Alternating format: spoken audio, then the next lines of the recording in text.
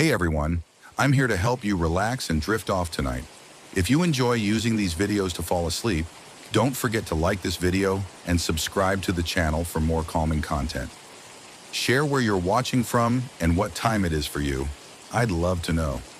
Now settle into a cozy spot, take a deep breath, and let's start unwinding together. Chapter 1. The First Whisper. Maggie Sullivan first heard the chant on a cold November night. Exhausted from her double shift at the diner, she collapsed into bed, expecting the dreamless sleep of the overworked. But as her eyelids fluttered shut, a strange melody seeped into her consciousness. It wasn't like any song she had ever heard. The words were indecipherable, sung in a haunting harmony by voices that seemed to echo from a distant, cavernous void. She sat bolt upright in bed, drenched in sweat. Her heart raced as the final words of the chant lingered in her mind. Though she didn't understand the language, the rhythm was etched into her memory. The next morning, the dream felt like a strange anomaly. Unsettling, but ultimately forgettable. But Maggie couldn't shake the sensation that it had been more than just a dream. Chapter 2. Shared Nightmares. 2 weeks later, Maggie's coworker, Rachel, mentioned something strange during their shift. "Have you ever had a dream about a chant?" Rachel asked, stirring her coffee absent-mindedly. Maggie froze, the hairs on her arms standing on end. "What kind of chant?" Rachel shrugged. "Weird, creepy, like voices singing in a language I've never heard. I've had the same dream 3 nights in a row now. I wake up and can't stop humming it." Maggie felt a chill crawl down her spine.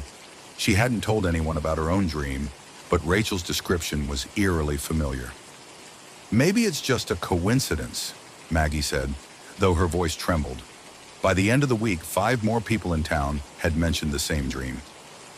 Chapter 3. The First Reenactment. The first incident happened in the middle of town square.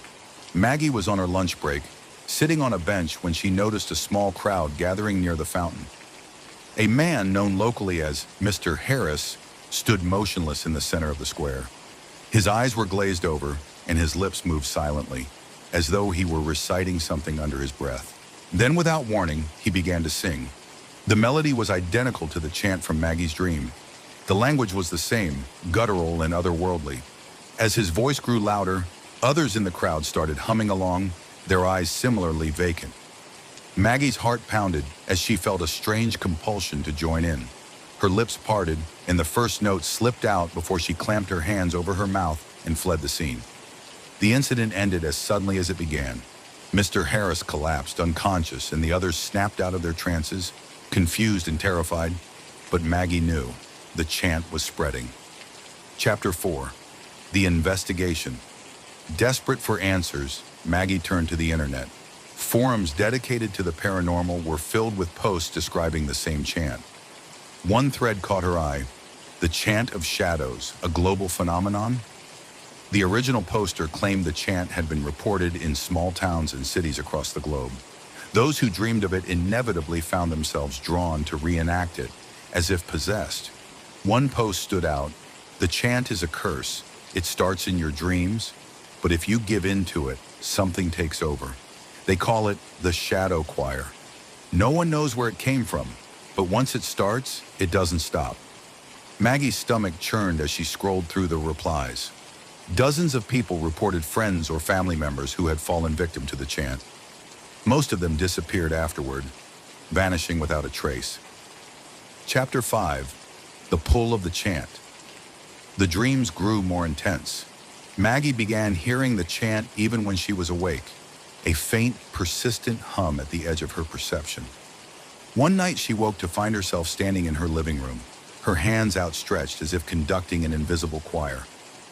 "No," she whispered, backing away from the window. "This isn't happening." But the urge to reenact the chant was growing stronger. It was no longer a choice. It was a compulsion. Maggie realized she couldn't fight it alone. Chapter 6. A Town in Peril. By the end of the month, the chant had consumed the town. People would gather in public spaces, their movements synchronized as they hummed the haunting melody. The local authorities were at a loss. They detained those affected, but it only seemed to worsen the situation. Entire families succumbed to the chant. wandering into the forest and disappearing into the darkness. Maggie, desperate for answers, sought out the town's reclusive historian, Mrs. Evelyn Porter. Evelyn listened intently as Maggie described the chant. After a long silence, she retrieved an old leather-bound journal from her shelves. "This has happened before," Evelyn said, her voice trembling. "The chant was first recorded in the 1800s.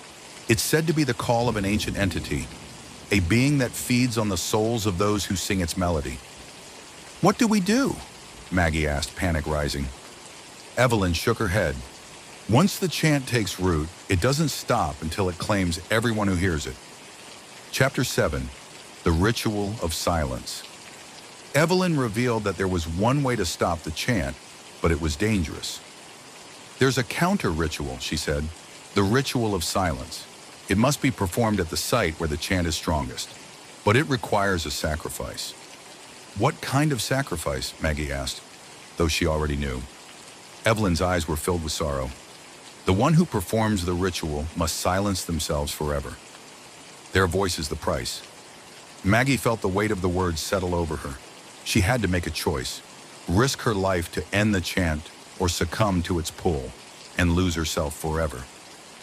Chapter 8. The Final Stand. The source of the chant was the old forest on the edge of town. Maggie, accompanied by Evelyn and a few brave volunteers, ventured into the woods. The trees seemed alive, their branches twisting into unnatural shapes. The chant grew louder with every step, and the group struggled to resist its pull. At the center of the forest, they found a clearing. In its center stood an ancient stone altar, covered in runes that glowed faintly. "This is it," Evelyn said. "You have to act quickly." Maggie stepped forward, clutching the knife Evelyn had given her. She recited the words of the ritual of silence, her voice trembling but determined. The air grew heavy, and the shadows around the clearing began to writhe. The chant reached a deafening crescendo, and Maggie felt her voice being pulled from her throat. With one final word, she drove the knife into the altar. Epilogue: The Price of Silence. The chant stopped, the shadows dissipated, and the forest fell silent. But Maggie's voice was gone. She could no longer speak, her sacrifice sealing the curse forever. The town began to heal, though the memories of the chant lingered. Maggie became a quiet hero, her silence a testament to her bravery. But sometimes, late at night, she swore she could still hear the faint echo of the chant in her dreams. Chapter 1. The Antique Shop. The little antique shop sat tucked away on the edge of town, a place most people ignored as they hurried past. Sarah Carter, however, had always been drawn to such places. She loved uncovering unique treasures with a history, objects that whispered of forgotten stories. It was a rainy afternoon when she first stepped inside. The air smelled of dust and varnish, and the shelves were crammed with peculiar artifacts. But it was the mirror in the back corner that caught her attention. It was massive, framed in ornate gold with intricate carvings of twisting vines and strange, humanoid figures. The glass itself had an unusual sheen, not quite silver and not quite gray. It seemed to shimmer faintly, even in the dim light. "How much for the mirror?" Sarah asked the shopkeeper, a stooped old man who seemed startled by her interest. "That one?" he said, his voice trembling slightly. "Are you sure you want it?" "It's beautiful," she replied. The shopkeeper hesitated. "It's an old piece. Might be better left here." But Sarah was insistent, and after some negotiation, the mirror was hers. Chapter 2. The First Glimpse. Sarah placed the mirror in her living room, positioning it so it caught the light from the window. It transformed the space, making her small apartment feel larger and more elegant. That night, as she walked past the mirror, she noticed something strange. For a brief moment, her reflection didn't seem to move with her. It was subtle, a half-second delay, but it was enough to make her pause. "Just tired," she muttered, shaking her head. But the next morning, the mirror revealed something even stranger. As she brushed her teeth, Sarah glanced at her reflection and froze. The room reflected in the glass was not her apartment. It was similar in layout, but the walls were cracked and stained, the furniture broken and covered in dust. A shadow flitted across the background, and Sarah's heart raced. When she turned around, her apartment was normal. Chapter 3. The Other Side. Over the next few days, the differences in the mirror's reflection became more pronounced. The alternate version of her apartment was decaying rapidly, as though abandoned for decades. One evening, Sarah noticed movement in the mirror. A figure stood in the doorway of the alternate apartment, a tall, gaunt man with hollow eyes and a distorted grin. "Hello?" she whispered, though she wasn't sure why. The figure tilted its head, its grin widening. It raised a hand and placed it against the glass. Sarah stumbled back, her heart pounding. She felt an overwhelming urge to touch the mirror, to see if the figure was real, but she resisted. Chapter 4. The Haunting Begins. Strange things began happening in Sarah's apartment. Items moved on their own, shadows flitted across the walls, and at night she heard faint whispers that seemed to come from the mirror. One morning, she woke to find her living room in disarray. The coffee table was overturned, books scattered across the floor. On the wall, written in a dark, sticky substance, were the words, "We are coming." Terrified, Sarah covered the mirror with a sheet, but it didn't help. The whispers grew louder, and she began dreaming of the alternate apartment, a place filled with creeping shadows and the gaunt man who watched her with unblinking eyes. Chapter 5. Seeking Answers. Desperate for help, Sarah returned to the antique shop. "What did you sell me?" she demanded, slamming a photo of the mirror onto the counter. The shopkeeper's face paled. "I warned you," he said. "That mirror, it's cursed." "Cursed how?" "It's a portal," he explained. "A gateway to another reality. I don't know where it leads, but those who look into it too long, they disappear." Sarah's stomach churned. "How do I stop it?" The shopkeeper shook his head. "You can't. The mirror chooses its victims.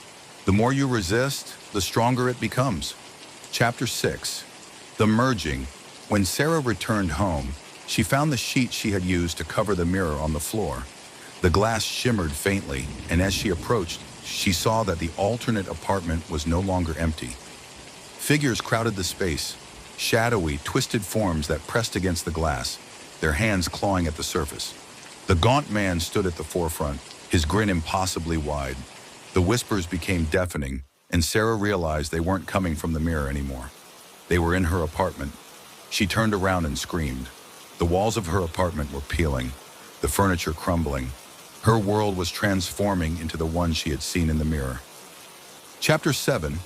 The Fight for Survival. Sarah grabbed a hammer and swung it at the mirror. The glass cracked, and the figures inside screamed, their voices shrill and unnatural. But the mirror didn't shatter. Instead, the cracks seemed to spread outward, fracturing the air around it. The boundary between the two realities was breaking down. The gaunt man stepped through the mirror, his body unnaturally long and distorted. His hollow eyes locked onto Sarah as he advanced. "You can't escape," he hissed. Sarah swung the hammer again, this time at the frame. The ornate carving splintered, and the mirror let out a deafening wail. The figures inside clawed at the glass, trying to pull themselves through. Desperate, Sarah lit a fire and threw the mirror into the flames. The room shook violently, and the gaunt man let out a guttural scream as he was dragged back into the mirror. The glass shattered, and the whispers stopped. Epilogue. The Fractured Reality. In the aftermath, Sarah's apartment seemed normal again, but she knew the experience had left a mark. Sometimes, late at night, she caught glimpses of the alternate reality in reflective surfaces, windows, puddles, even her phone screen.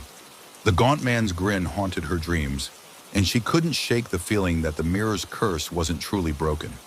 For in every reflection, she saw cracks, fractures in reality that hinted at the darkness still lurking on the other side. Chapter 1. The Discovery. The Watkins family moved into the old Victorian house on the edge of town, hoping for a fresh start. After years of city living, the countryside promised peace and quiet. The house, though aged and in need of some repairs, had a certain charm with its creaky floors and stained glass windows. One afternoon, while exploring the basement, 12-year-old Emily Watkins stumbled upon something unusual. "Mom! Dad! Come quick!" Her voice echoed through the dusty room.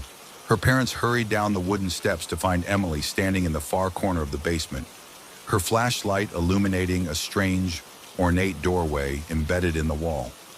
It was unlike anything they had seen before.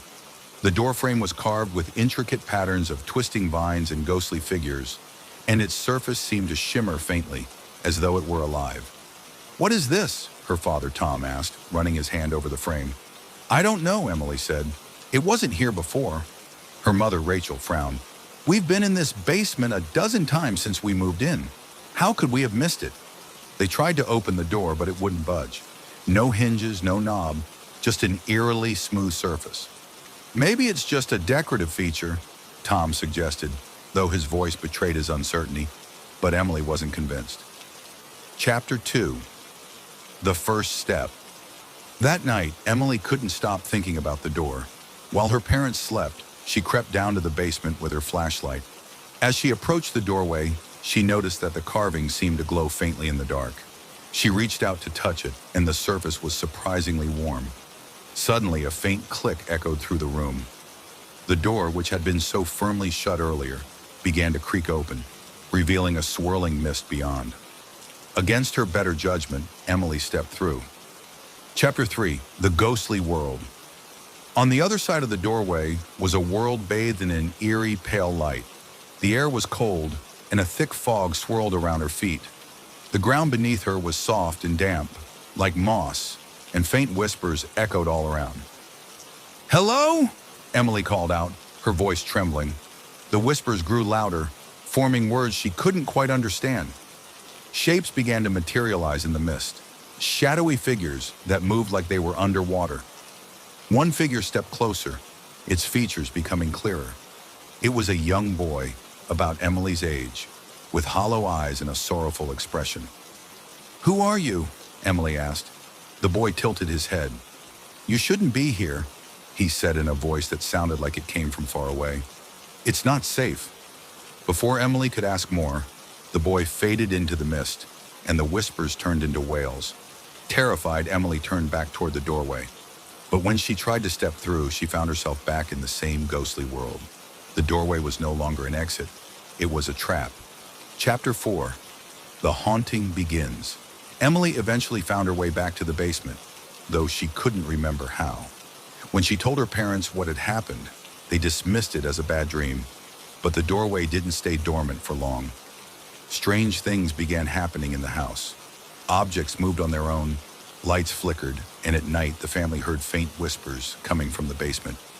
One morning, Rachel found the basement door wide open, though she was certain she had locked it. She descended cautiously, only to find the ghostly doorway standing ajar, mist spilling into the room. Chapter 5. The Family in Peril. Over the next few days, the Watkins family became increasingly affected by the doorway's presence. Emily saw the ghostly boy everywhere, in mirrors at the edge of her vision, even in her dreams. Rachel began hearing voices calling her name, urging her to enter the basement.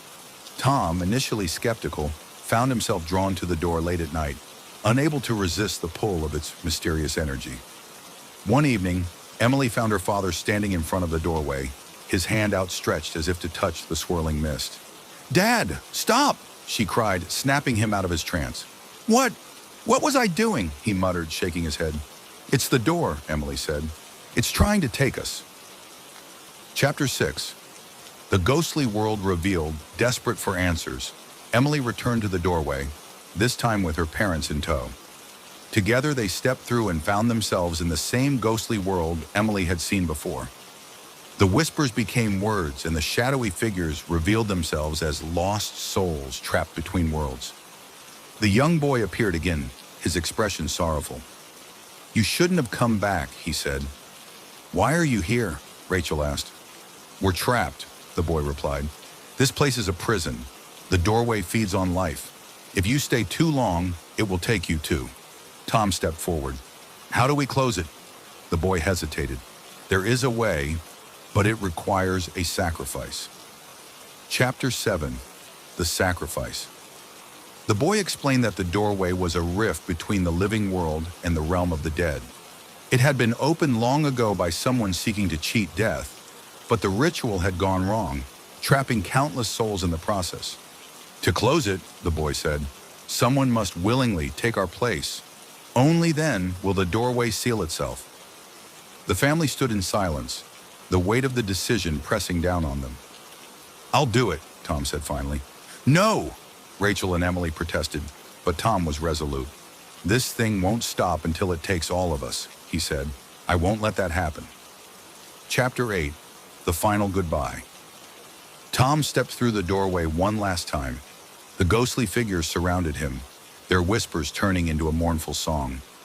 The boy reached out and touched Tom's shoulder. "Thank you," he said, his voice filled with both sorrow and gratitude.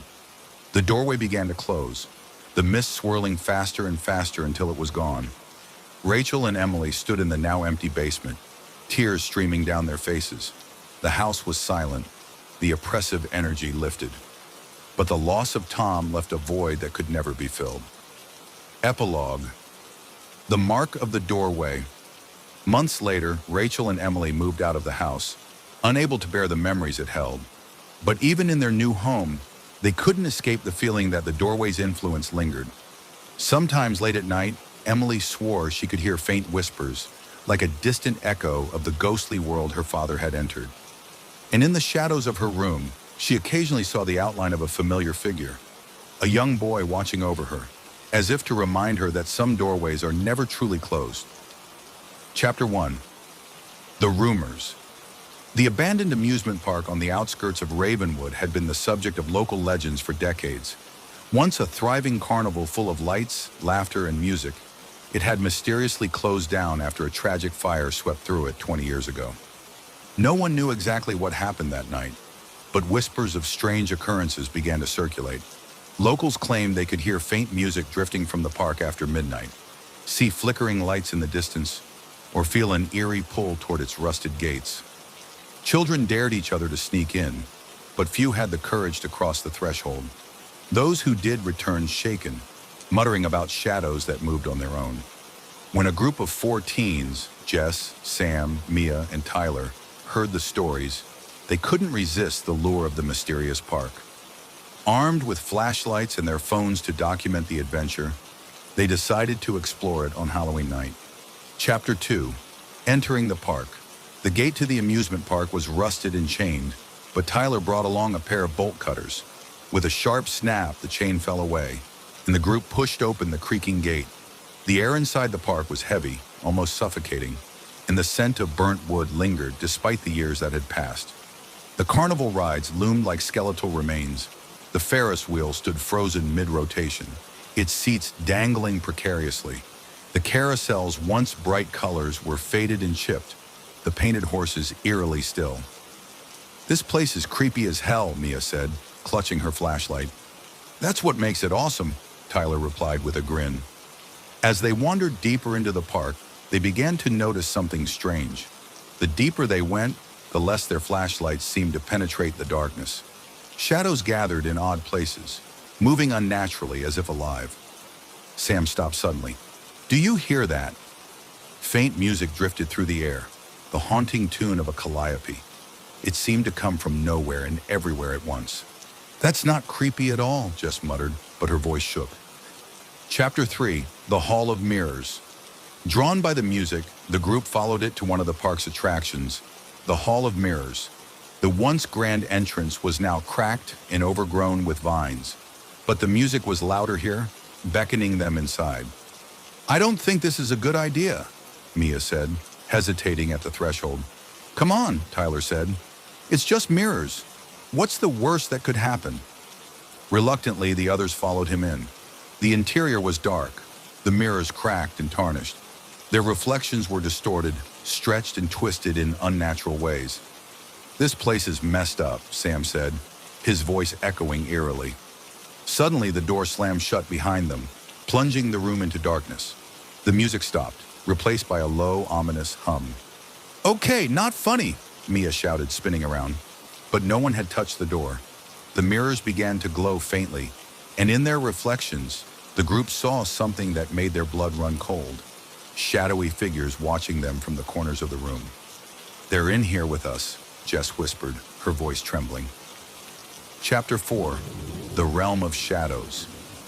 In a flash, the mirrors shattered, and the group was engulfed in a swirling vortex of darkness. When they regained their senses, They found themselves in a completely different place. The sky above was a swirling mass of black and gray, and the ground beneath them was an endless expanse of cracked, darkened stone. The carnival rides were here too, but they were twisted, grotesque versions of themselves.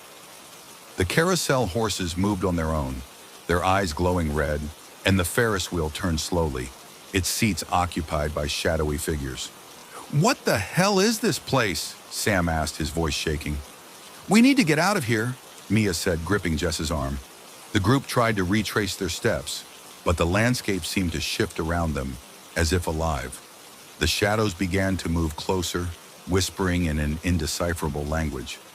"We're not alone," Tyler said, backing away from a particularly large shadow that seemed to grow with every step. Chapter 5: The Shadow Master. As the shadows closed in, a figure emerged from the darkness. It was tall and gaunt, with glowing eyes and long, spindly fingers. Its voice echoed in their minds rather than their ears. "Welcome to my domain," it said, its tone cold and menacing. What are you?" Jess stammered. "I am the Shadow Master, the guardian of this realm. You should not have come here." "We didn't mean to," Mia said. "Just let us go." The Shadow Master tilted its head. "Once you enter the realm of shadows, there is no escape, unless you play my game." "What kind of game?" Tyler asked, though he regretted it immediately. The Shadow Master waved a hand, and a twisted carnival appeared before them, its lights flickering ominously. "You must survive my carnival," it said. "Win, and you may return to your world. Lose, and you will remain here forever as part of the shadows." Chapter 6: The Games Begin. The group had no choice but to play. Each attraction was a deadly challenge, designed to test their courage, wit, and trust in one another. The Ferris wheel became a spinning trap where they had to jump between seats to avoid falling into a bottomless void.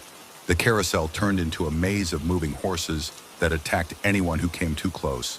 The fun house was a labyrinth of shifting walls and mirrors that showed their deepest fears. One by one, the shadows tried to claim them. Sam was nearly pulled into the darkness by a shadowy figure resembling his deceased brother, but Jess pulled him back at the last second. Mia had to face her fear of drowning in a water-themed ride where the shadowy water came alive. Through each challenge, the group grew more determined. Chapter 7: The Final Confrontation.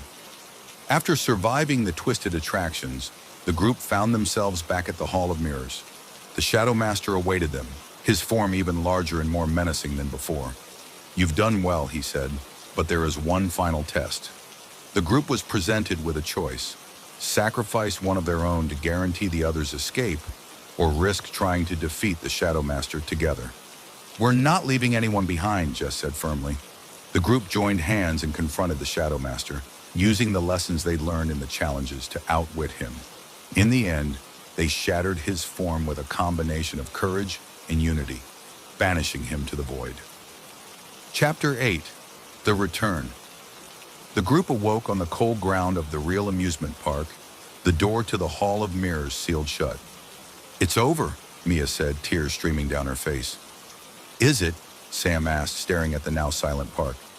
Though they escaped, the experience left a mark on them. The whispers of the shadows lingered in their minds, and the memory of the Shadow Master's realm haunted their dreams. And deep in the abandoned park, the Hall of Mirrors still stood, waiting for its next visitors. Chapter 1: The Hike Begins. The group of friends had been planning the trip for months.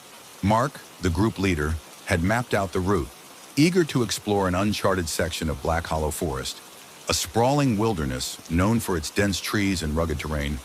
Joining him were Sarah, an amateur photographer with a knack for capturing eerie landscapes; Liam, a thrill-seeker who often pushed the group into risky situations; and Rachel, the skeptic who agreed to come only after much convincing. The forest was alive with the sound of rustling leaves and chirping birds as they set off early one crisp autumn morning.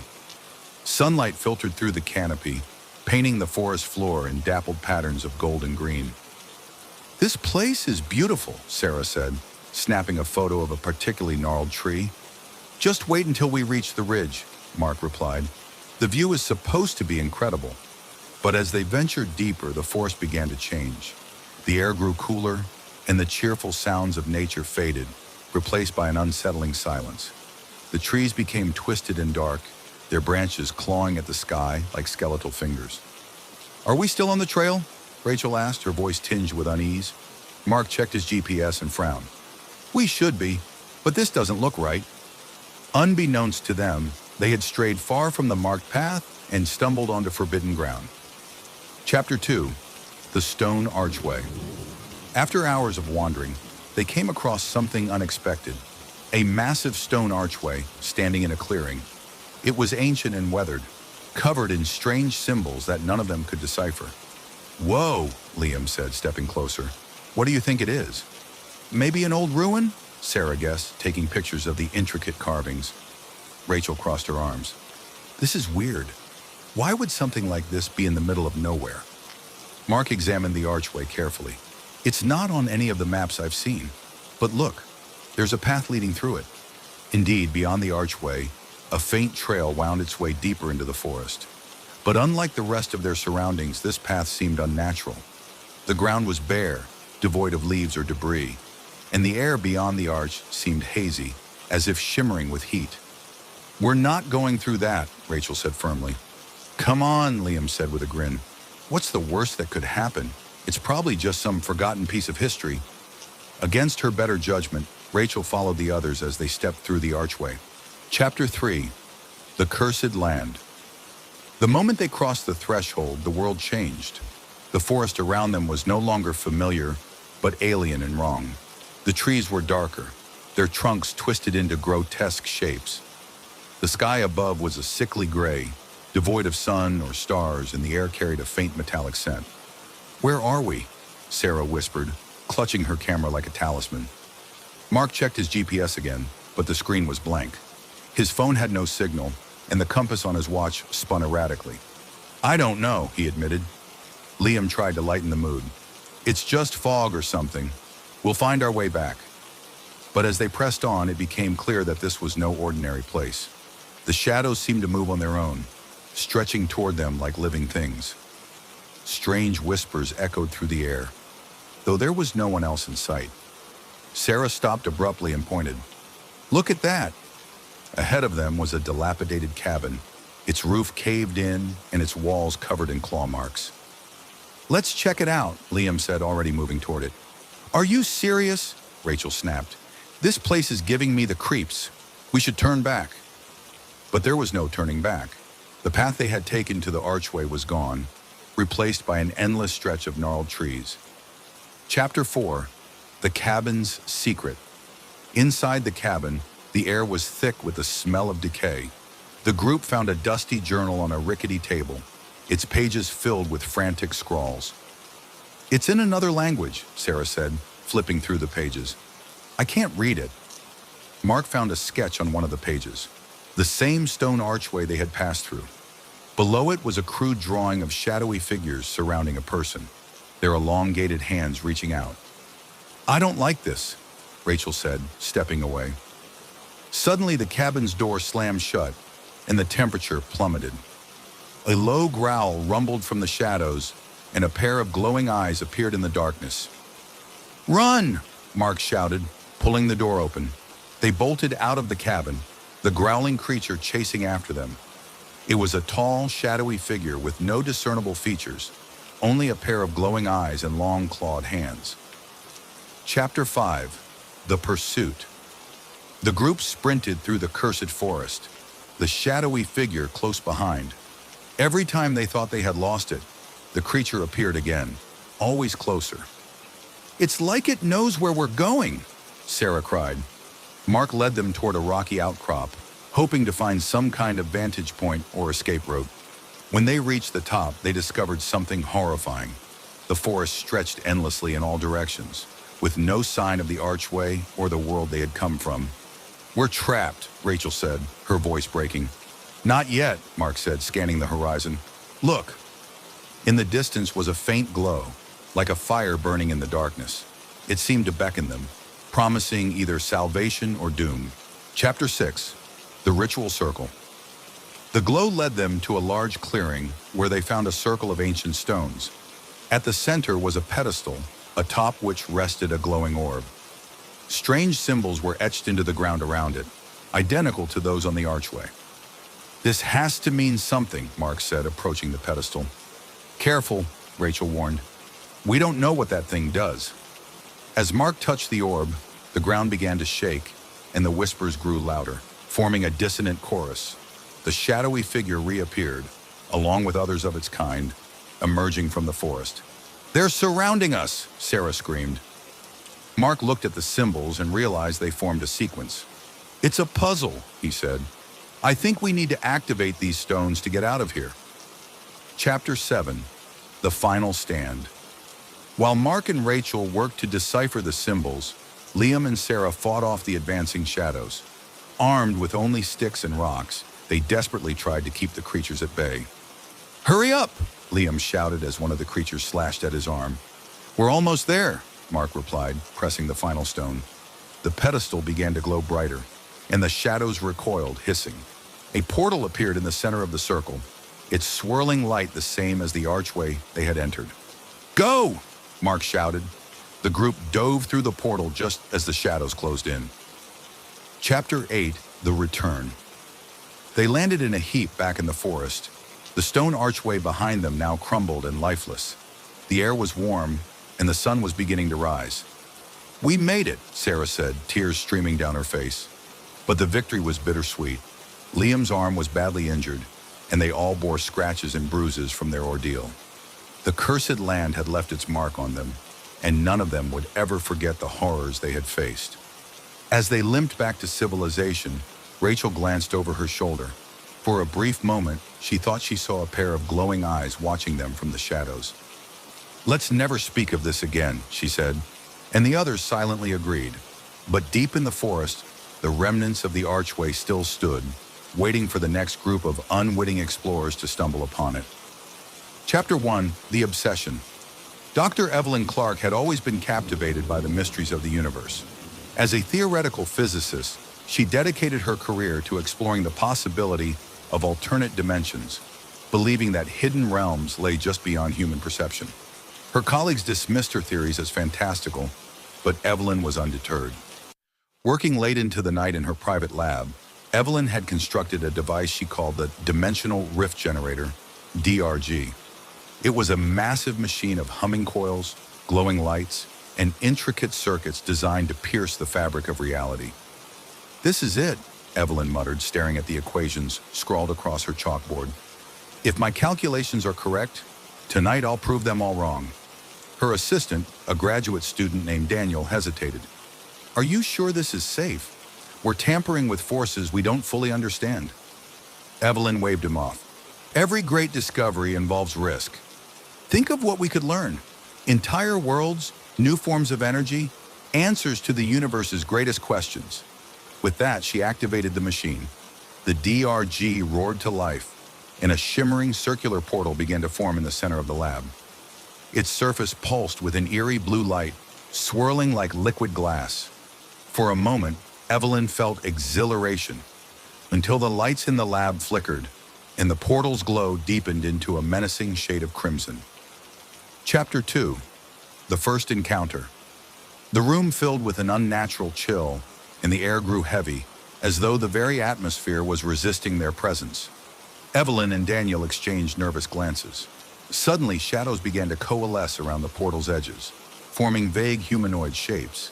Their eyes glowed faintly, and they seemed to flicker in and out of existence. "Are those beings?"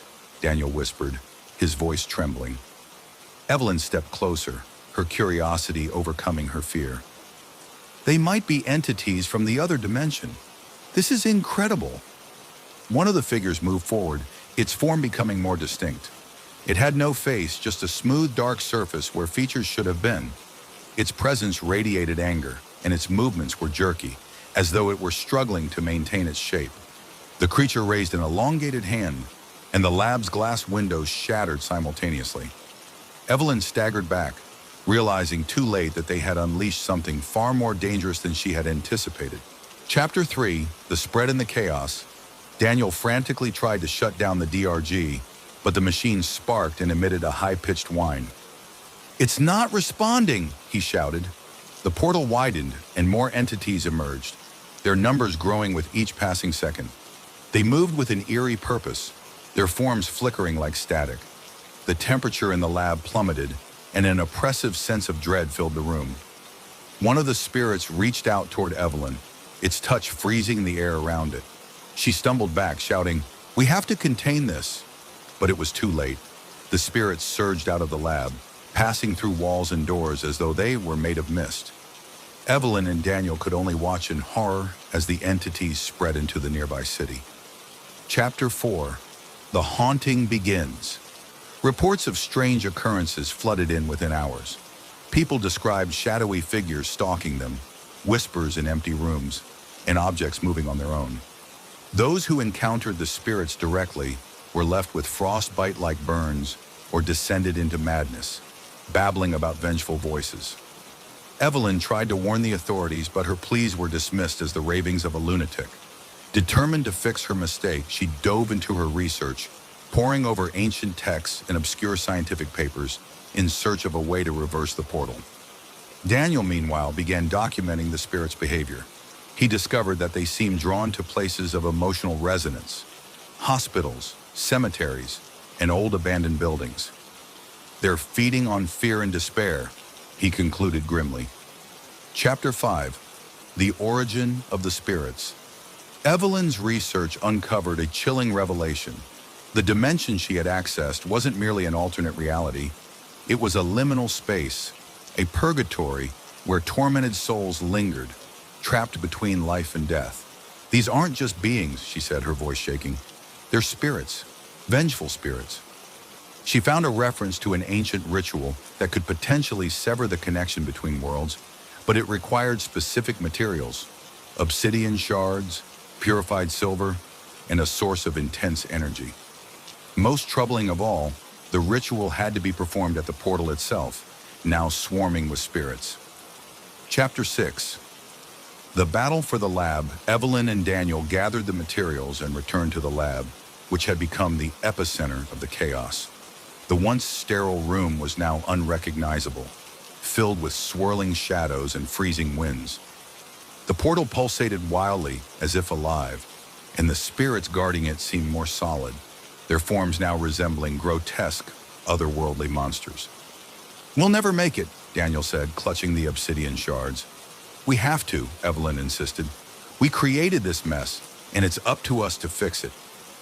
Armed with makeshift weapons coated in purified silver, the two fought their way through the spirits.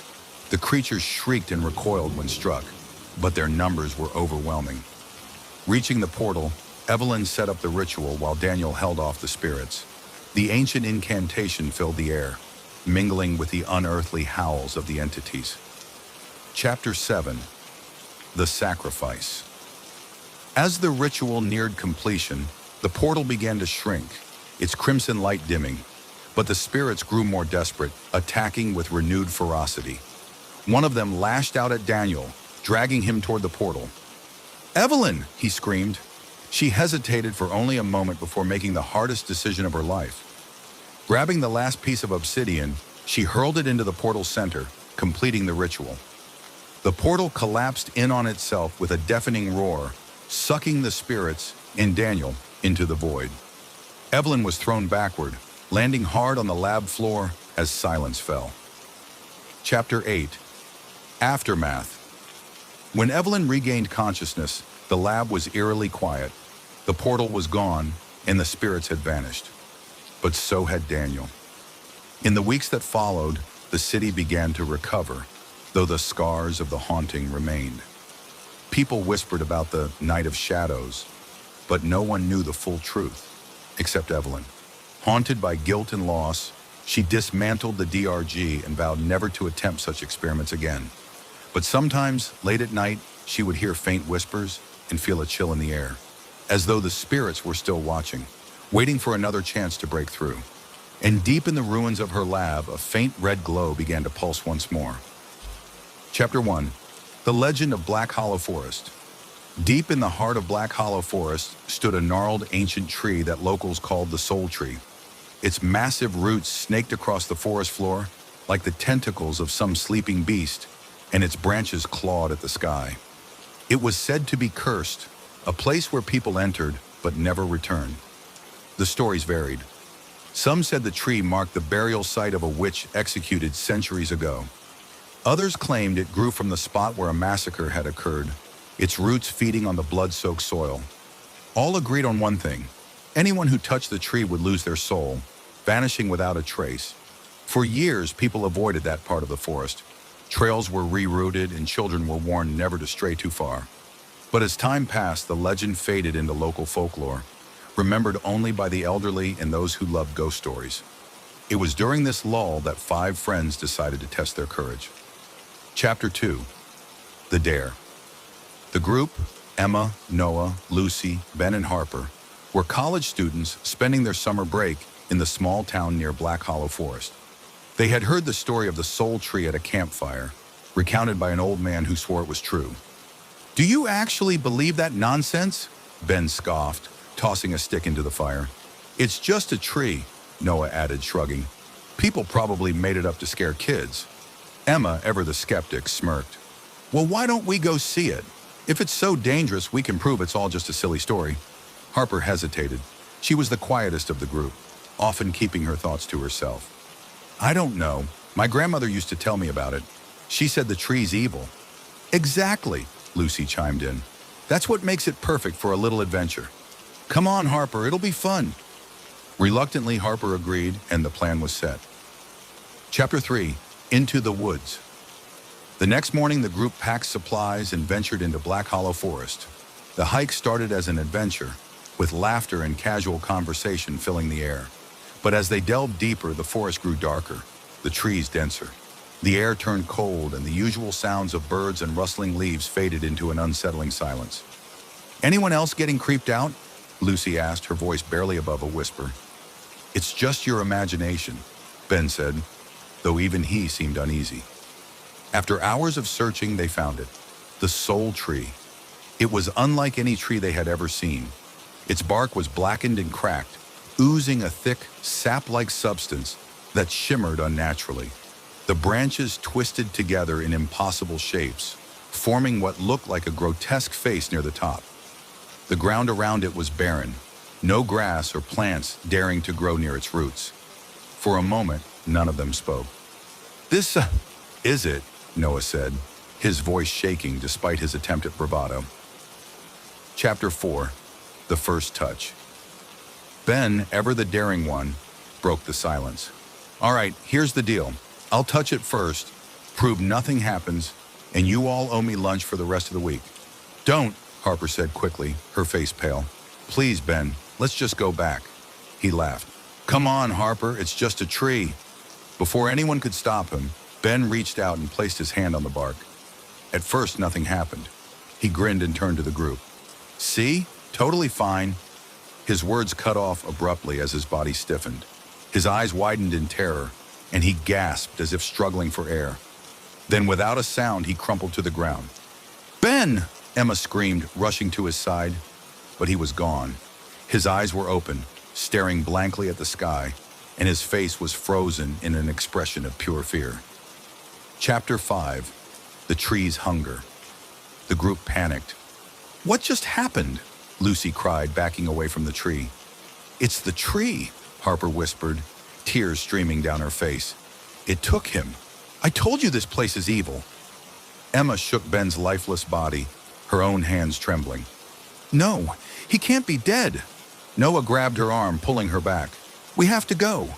Now." But as they turned to leave, the tree seemed to come alive. The air around it shimmered, and a low, guttural sound filled the clearing. One of its branches swung down like an arm, grazing Lucy's shoulder. She screamed, clutching her head. "No, get it out! Get it out!" Lucy collapsed, her body convulsing violently before going still. Like Ben, her face was locked in a look of sheer terror. The remaining 3 stumbled away, too horrified to think straight. Chapter 6. The Forest Maze. The path back was gone. No matter which direction they ran, They found themselves back at the clearing, the soul tree looming over them. "It's like the forest won't let us leave," Harper whispered, clutching her grandmother's pendant for comfort. Emma turned to her, desperation in her eyes. "You said your grandmother knew about this tree. Did she say anything about stopping it?" Harper hesitated, trying to remember. "She said, the tree feeds on souls, it's cursed, but I don't know how to stop it." "Then we fight," Noah said, grabbing a large rock. He hurled it at the tree, but the rock crumbled to dust before it even made contact.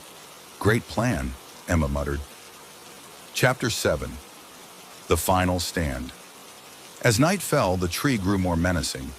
Its bark seemed to shift, revealing the faint outlines of faces trapped within, distorted, screaming, and pleading for help. "It's them," Harper realized.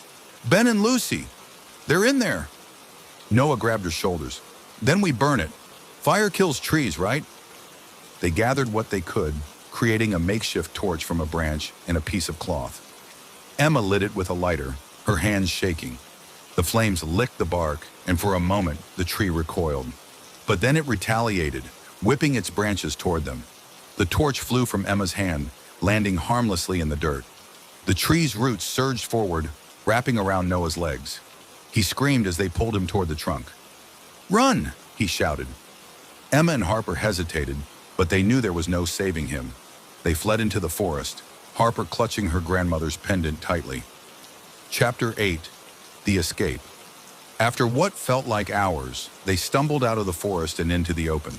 The tree didn't follow, but its ominous presence lingered in their minds. Emma and Harper returned to town, but nothing was the same. They told no one what had happened, knowing no one would believe them. Harper spent weeks researching curses, determined to find a way to destroy the soul tree. Emma, haunted by nightmares, eventually left town, unable to bear the memories. Epilogue. Years later, a new group of hikers ventured into Black Hollow Forest, laughing as they passed around a local map. "Look," one of them said, pointing to a spot marked with an X. "The soul tree. Think it's real?" They never returned.